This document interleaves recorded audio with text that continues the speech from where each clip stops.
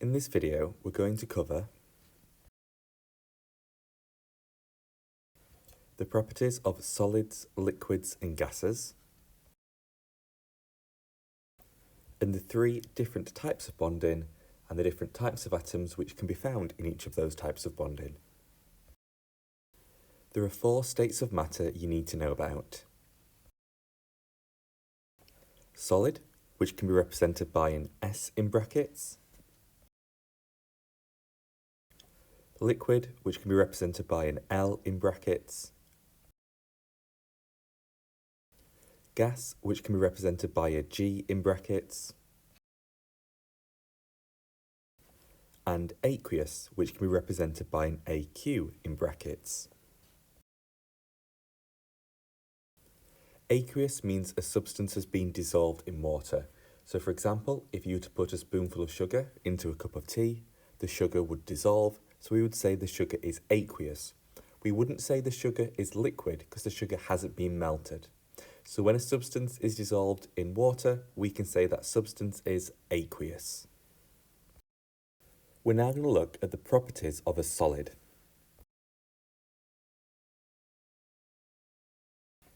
In a solid, the particles are arranged in a regular close-packed arrangement like shown on the diagram.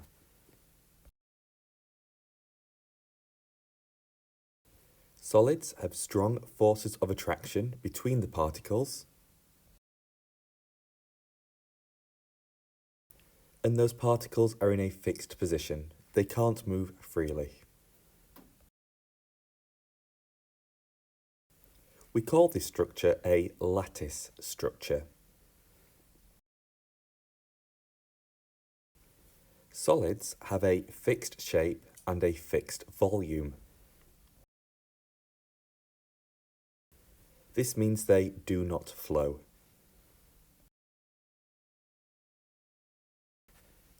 In a solid, the particles will vibrate around their positions.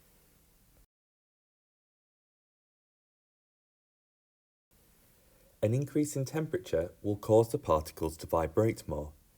A decrease in temperature would cause the particles to vibrate less. The way particles are arranged in a liquid is shown in the diagram.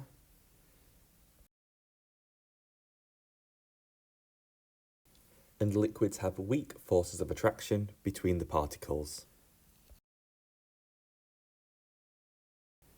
The particles in a liquid are randomly arranged. They're free to move past each other, but they stick loosely together. Liquids have a fixed volume, but not a fixed shape. This means that they can flow. This is why you can pour a liquid, for example. In a liquid, the particles are constantly moving.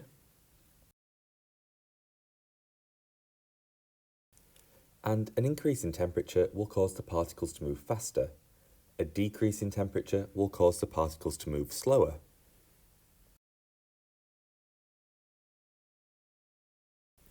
Here we can see how the particles in a gas are arranged.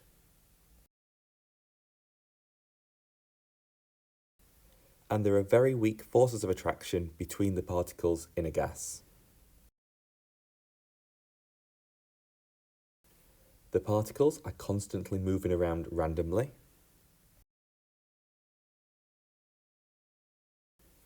And a gas does not have a fixed shape or a fixed volume. This means that a gas can flow, just like a liquid can, and because a gas doesn't have a fixed volume, it can also be compressed.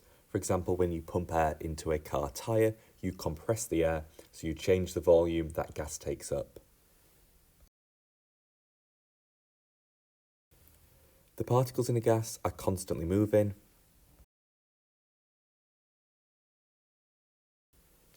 If the temperature is increased, this will cause the particles to move faster. If the temperature is decreased, the particles will move slower.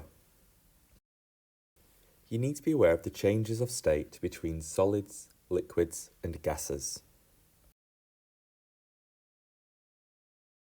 So we have a solid here,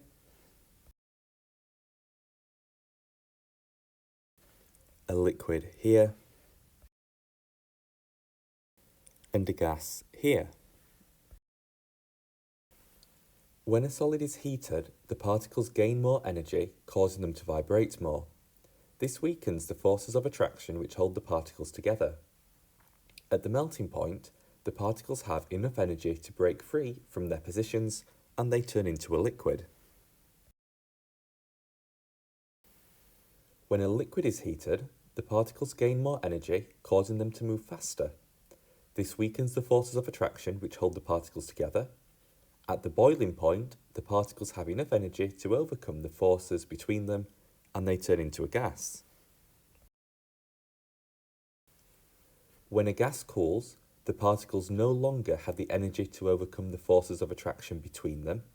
At the boiling point, the forces of attraction between the particles are strong. That means the gas can become a liquid again, so we would say it condenses. When a liquid cools, the particles have less energy, so they move less. There's not enough energy to overcome the forces of attraction, so the particles are less free to move. At the melting point, the forces of attraction between the particles are strong enough that the liquid becomes a solid again. It freezes. When given an answer to explain how changes of state occur, make sure to reference the amount of energy and how that affects the forces of attraction between the different particles. We're now going to predict what state of matter different substances will be by looking at their melting and boiling point.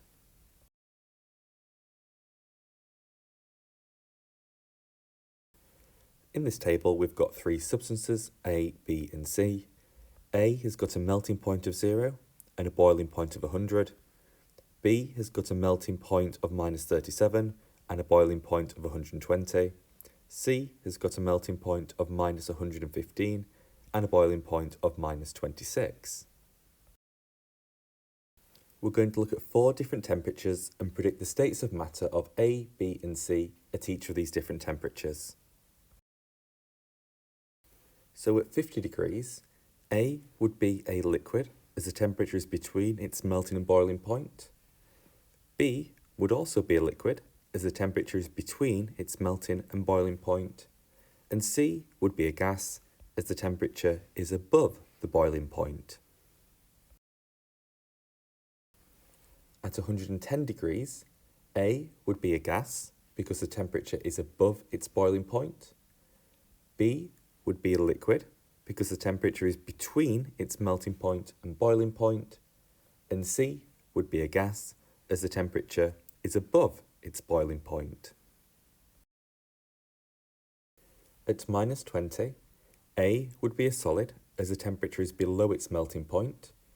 B would be a liquid as the temperature is between its melting point and boiling point, and C would be a gas as the temperature is above its boiling point. At -50, A would be a solid as the temperature is below its melting point. B would also be a solid as the temperature is below its melting point, and C would be a liquid as the temperature is between its melting point and boiling point. There are 3 different kinds of chemical bonding you're going to learn about in this topic. Bonding is a type of forces or the interaction of electrons between different atoms. There is ionic bonding, covalent bonding, and metallic bonding. Ionic bonding is between a metal and a non-metal atom. Covalent bonding is between non-metals, and metallic bonding is between metals. For a given chemical, you need to work out whether it's ionic, covalent, or metallically bonded. We can use the periodic table to help us do this.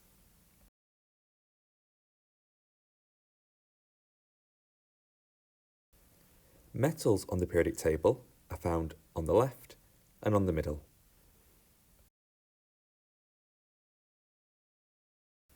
Non-metals are found on the right.